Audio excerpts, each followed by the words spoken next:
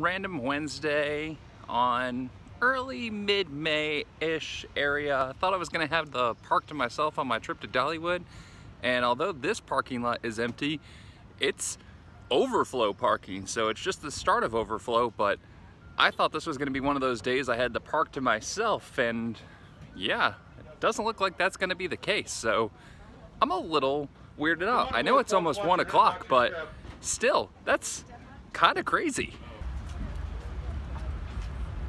I'm not a big fan of several of the changes Dollywood's parking lot has done. If you've been here before, you know that already. I won't go too deep into it because I've already done a full video on it. That's down in the description below.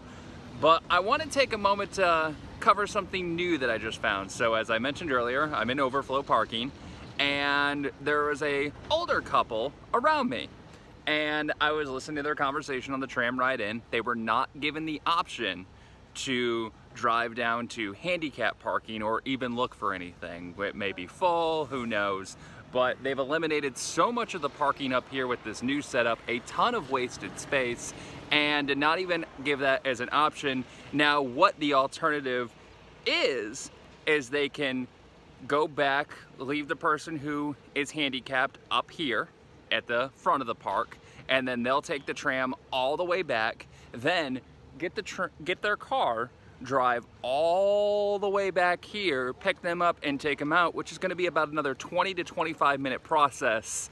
Yeah, that's not good. That's a giant flaw, especially from Splash Country. You can hop right out onto the road, onto Veterans Boulevard, I believe it is, and get out. Instead, you have to do this whole circle around and add a bunch of time because of, honestly, Dollywood's poor planning on the parking lot. It's so much wasted space, and they say, okay, we're not done, but I've ranted too long about this already. But it's just, hopefully next season they get this worked out in the off season, because this is just a mess.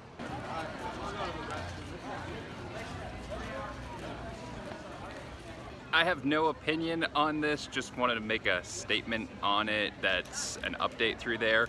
This used to be a nice little sit-down restaurant where it could have a little meal, get in the AC, get out of the heat during the time. Now you can still do all of those things, but there's a major different change to it. It's now an all-you-can-eat.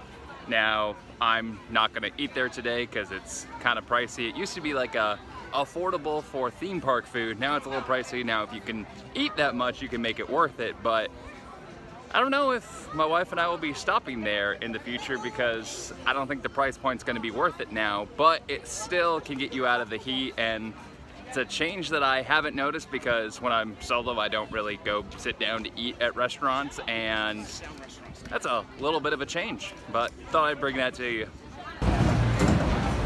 The Dolly Parton story, little block over here, not far from the entrance.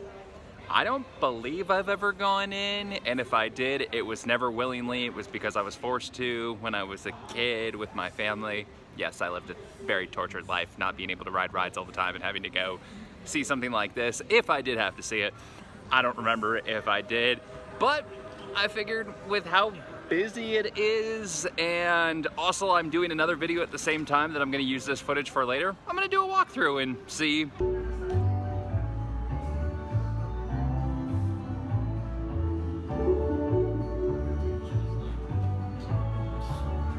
That was not at all what I was expecting, because I got distracted by this sign and I didn't notice this sign right back here. I think it's currently changed for the theme for this. I'm not 100% sure on that, but it's not Dollywood's story. It's Dollywood's favorite animal, butterflies, and I showed the video of this already in this video, so you saw what it actually was, but not at all what I was expecting. But hey, it's air conditioned, so, and themed for the Flower Festival, so I guess, I mean, it took me 30 seconds, maybe-ish, so do what you want. With it being Flower Festival time, some of the shows are a little differently changed, themed to the experience. I don't see shows that often. It's been several years since I think I've seen a Dollywood show, and I'm pretty sure I've seen this one with my wife when we weren't even married at the time.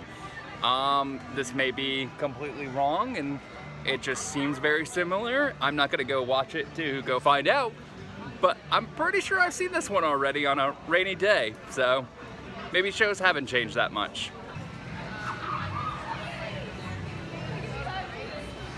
Just got to Lightning Rod. The app said 70 minutes, the sign says 15. I really hope the sign's right, because I'm gonna go catch a ride on it. Both ended up being wrong. It wasn't 15 minutes, but it also wasn't 70 minutes, but it actually would have been like 10 minutes, but the ride went down. I know, lightning rod going down, never happens, but it went down for a little bit, so that's what ended up being, and it took a half hour total with the ride going down. It would have been a walk-on single rider, but I wanted a front row ride, so I waited in the regular line, but it was still up to the most platform. Now, side note, this video right here,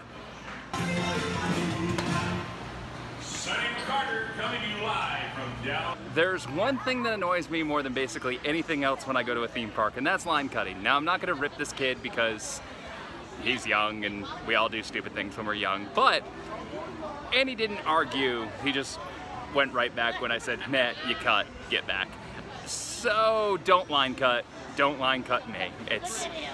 There's a whole rant I planned on doing, and it's not worth it, but don't cut in line, don't be that guy or gal. There's something new you learn almost every time to the park. I didn't know that you could make your own spike or knife and go through that process and reserve one. That's what they're working on right now. Little pricey. $99 for a railroad spike. A horseshoe knife is almost 60 bucks. Bolt knife is 30 bucks, and each one has their own time, and Gold Pass receives a free gift in lieu of a discount. So you don't get a discount, but you get a free gift. So, I mean, you get to do something unique and cool there. I love Dollywood. It is a great park. It's a park that will always be in my heart, and like I've said before, no theme park is perfect. One thing that Dollywood struggles on, with the exception of basically Wild Eagle, is getting through capacity numbers through the ride as need be. And sometimes that's the design of the ride, like Rocky Mountain Construction. As much as I love them, they are not big people friendly, which is going to slow down time process. Fire Chaser Express is one in, one out on the process with the launch, so that takes some time. But there are things that are just easily avoidable. The line, because of how hot it is, as I'm sure you can kind of see the sweat just running off me, that it is busy right now at Daredevil Falls. And I have seen that one completely empty. Okay, it's roped off, so something's going on there, so let's discount that one. But I've seen several that have been not full and like rows being empty. And we are outside of the queue on how long the line is at Daredevil Falls because of how toasty it is and people trying to cool off with how hot. That is a problem. Your grouper needs to be better than that. Let's see if this one is actually full or it's gonna be, nope. There were 4 empty seats on that last one. 4. That's not acceptable.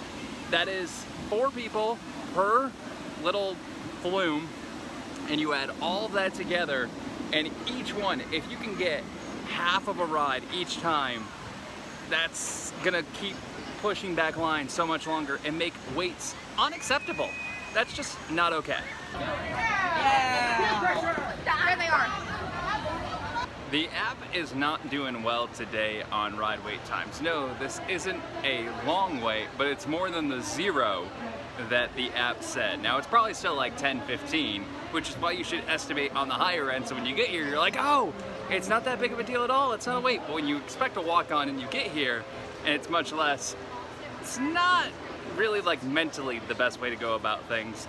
And lines have been a lot like that today. Nothing too crazy, although the park is really busy.